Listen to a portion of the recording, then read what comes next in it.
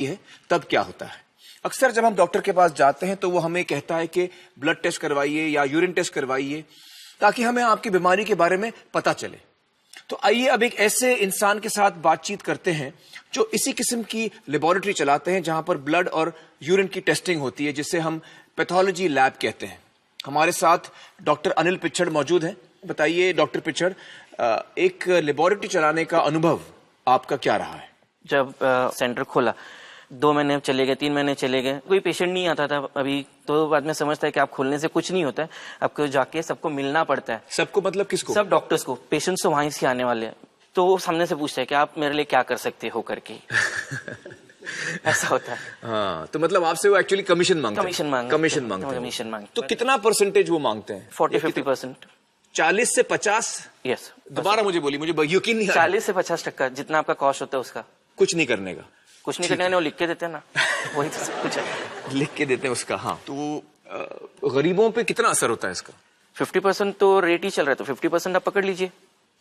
मतलब आप डबल दे रहे हो, जितना आपको देना है उसका आप डबल दे रहे हो। बहुत सारे डॉक्टर्स जो हैं, पेशेंट्स को टेस्ट होता है, 1, 2 या 3 टेस्ट की जरूरत होती है, वो 12-15 टेस्ट करा लेते हैं। ये सही है? सही है। मुझे भी एक टाइम कहा गया था कि एक डॉक्टर ने कि बाबा हम लोग 10 लिख देंगे, आप बाकी नॉर्मल रिपोर्ट दे दीजिएगा। मैंने भी इसके बारे में सुना है कि मुझे किसी ने बताया था कि एक टेस्ट आता है, उसको बोलते हैं बेसिन टेस्ट। हाँ। तो मैंने पूछा बेसिन टेस्ट मतलब पेशेंट का खून लो और बेसिन में फेंको। पेशेंट का खून लो और बेसिन में फेंको, सारे जो रिजल्ट है नॉर्मल दे दो, क्योंकि मुझे पता है कि मेरे पेशेंट में कोई तकलीफ नहीं, मैं खामों का ऐसे ही भेज रहा हूँ। Am I right about this? Certainly। आपकी फिर प्रैक्टिस अच्छी हो गई जब आपने? हाँ, काफी अच्छे हो गए थे, काफी फ्रेंड्स हो गए थे। हाँ, सब कुछ फ्रेंड्स होते हैं। सब डॉक्टर्स आपके फ्रेंड्स हो गए थे। हाँ। फिर उसके बाद ऐसा हुआ कि मेरे पर्सनल ट्रेजेडी एक हुआ। अच्छा। एंड बचपन से हमें सिखाया जाता है कि आप पाप करोगे तो आपको पाप मिलेगा, जो यही करना है सब कुछ। तो फिर एक दिन निश्चय किया कि नहीं, अभी ये सब बंद करना है, जो होगा वो भगवान देखेगा। और फिर बाद में मैंने बंद कर दिए। तो ग्रेजुअली फिर मेरे दोस्त कम हो गए, रेफरल्स कम नहीं, बंद ही हो गए। तो पहले जो मेरे पेशेंट्स रिपोर्ट लेके जाते थे सब एक्सेप्ट होते थे, आज मेरा लैब का जो रिपोर्ट रहता है वो देख के कचरे के डिब्बे में फेंका जाता है।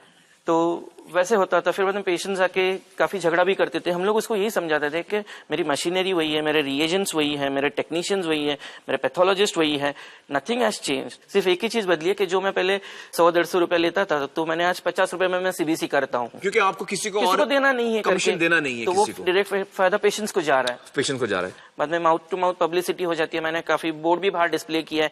कोई लैब डिस्प्ले नहीं करता अपने रेट्स बेसिकली। आपने ये भी बोला बोर्ड पे कि मैं कट नहीं देता हूँ? मैंने मेरे रिसेप्शन के वहाँ लिखा है, मेरे पैम्पलेट्स के वहाँ, कि हमारे यहाँ किसी को कमीशन नहीं दिया जाता है करके। वाह, क्या बात। क्लियरली। अभी आपकी प्रैक्टिस अच्छी जा रही है, लोगों को भरोसा एक दफा हो गया और वो आपके पास आ रहे हैं। आपका लैब टेस्टिंग कहाँ कराते हैं आप? सेंटा क्रूज ईस्ट में। Santa cruise east. तो मतलब आपका जो टेस्टिंग लैब है वो मेरे घर के काफी नजदीक है, और मैं आपका नंबर लेना चाहूंगा ताकि मेरी जितनी टेस्टिंग हो वो आपके लैब में हो।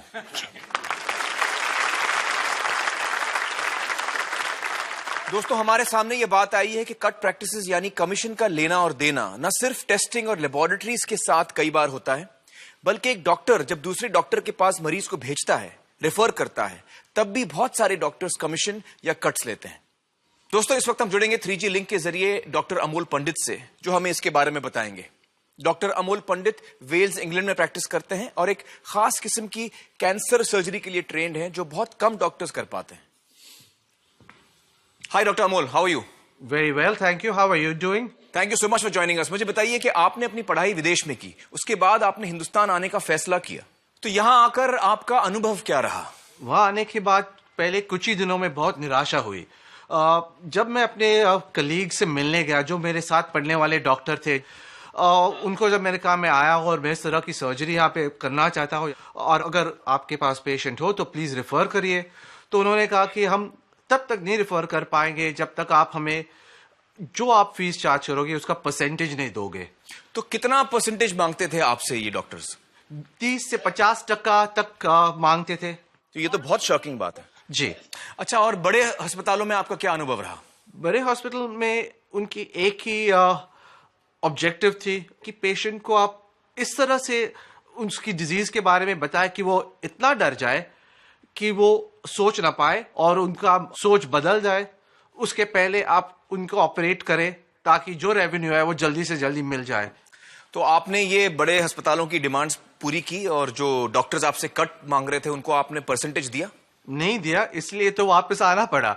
आप वापस चले गए और हिंदुस्तान में एक अच्छा डॉक्टर कम हो गया। चलिए, बहुत बहुत शुक्रिया डॉक्टर अमोल हमसे बातचीत करने का। Thank you so much. Thank you very much, बहुत शुक्रिया। दोस्तों, बहुत सारे लोगों के लिए एक ऑपरेशन करवाना उनकी जिंदगी भर की बचत खत्म कर सकता है। कभी कभी बच्चों की स्कूल की फीस पर असर होता है, कभी घर गिरवी रखना पड़ता है, कभी जमीन बेचनी पड़ती है। और ऐसे में अगर 30%, 40%, कभी कभी 50% खर्च ऑपरेशन में नहीं बल्कि कमीशन में चला जाए तो यह निहायत ही दुख की बात है। और सोचिए आपके क्या जज्बात होंगे अगर ऐसा ऑपरेशन कराने के बाद आपको यह पता चले कि आपको इस ऑपरेशन की जरूरत ही नहीं थी।